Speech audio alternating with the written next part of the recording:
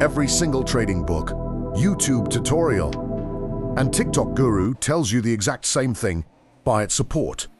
Sell at resistance. They draw these perfectly clean, razor-thin lines on a historical chart where price bounces like a magical tennis ball. It looks so easy. You open a live account, you draw your line, you buy the bounce, and the market instantly smashes through your level, hits your stop loss, and then reverses exactly where you thought it would. Today, we are stripping away the textbook garbage. In this video, I'm going to show you the actual, institutional truth about support and resistance. We'll cover why traditional lines are a trap, how the big players use your levels as liquidity, and a 3-step framework to trade these zones like a professional. No fluff, no hindsight bias. Let's dive in.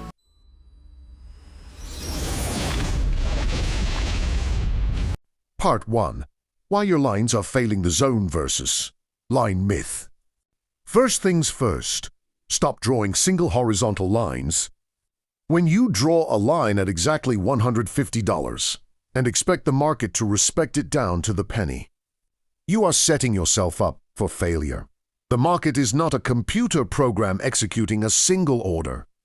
It's a chaotic battleground of human emotion, algorithmic execution, and institutional flow. Retail traders draw lines. Institutional traders look at zones. Think of support and resistance like a thick mattress, not a concrete floor.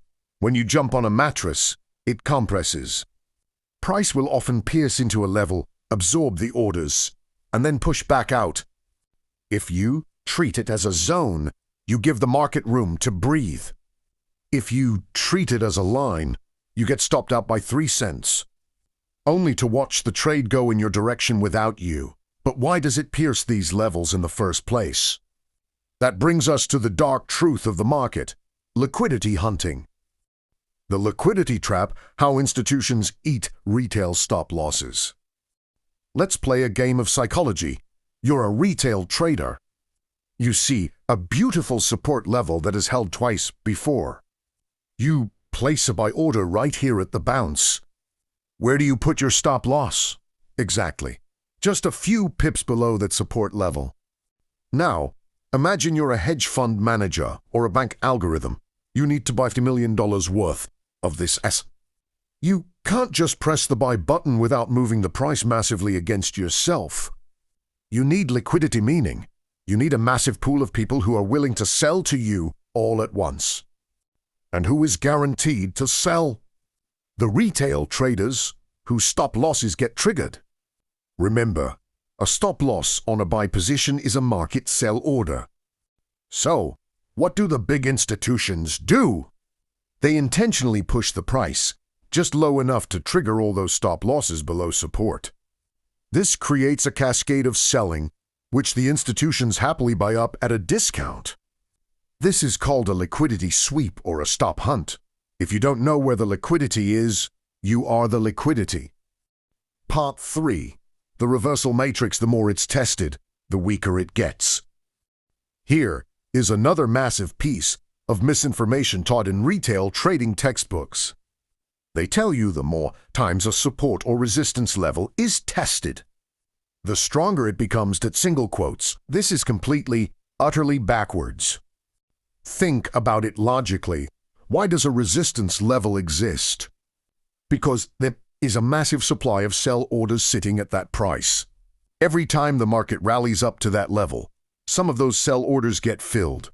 If the market hits a level, bounces, comes back up, hits it again, and bounces. It's chipping away at that supply.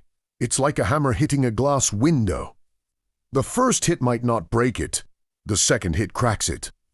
By the 5th hit, the window shatters. As a rule of thumb, a level is usually freshest and safest on its first or second test. By the chimieres being tested for the 4th or 5th time, stop looking to bounce. Start looking for the breakout. Part 4. How to trade support and resistance safely. The 3-step blueprint. All right, enough about how the market traps you. Let's talk about how you can actually make money using this knowledge. It is my exact 3-step blueprint for trading support and resistance zones. Step 1. Map the higher time frame zones. Never day trade off a 1-minute or 5-minute support level without knowing where the big boys are playing. Go to the daily or the 4-hour chart and find the major turning points. Draw your rectangular zones there. These are your macro battlegrounds. Step 2. Wait for the sweep or the structural shift, instead of blindly placing a limit order at the edge of the zone. Sit on your hands and watch how price reacts when it gets there. Are we seeing a sharp liquidity sweep where price dips below support and immediately closes back inside the zone? Or are we seeing a change in market structure on a lower time frame, like a 15-minute break of structure to the upside? Step 3. Confluence confirmation. Don't rely on support and resistance alone. Look for clues that validate the level. Is the zone aligning with a key Fibonacci retracement level? Is there a major volume profile node there? Is momentum slowing down on the RSI? Confluence is what turns a 50/50ths coin flip into a high probability trade. Part 5. The role reversal flip zones. Before we wrap up, we have to talk about one of the most reliable setups in all of price action trading, the support and resistance flip. When a major resistance zone is finally broken by strong institutional volume that supply zone flips into a demand zone.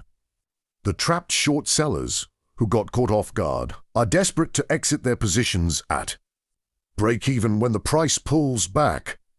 Their buying activity, combined with new buyers stepping in, turns old resistance into new support. If you miss the initial breakout, don't FOMO in at the top. Wait for the retest of the flip zone. It's often the cleanest, lowest risk entry you will get all week. The truth about support and resistance is that it's not a magic system. It's simply a visual representation of supply, demand, and human psychology. Stop looking for perfect lines. Start looking for zones of liquidity and give the market the room it needs to breathe.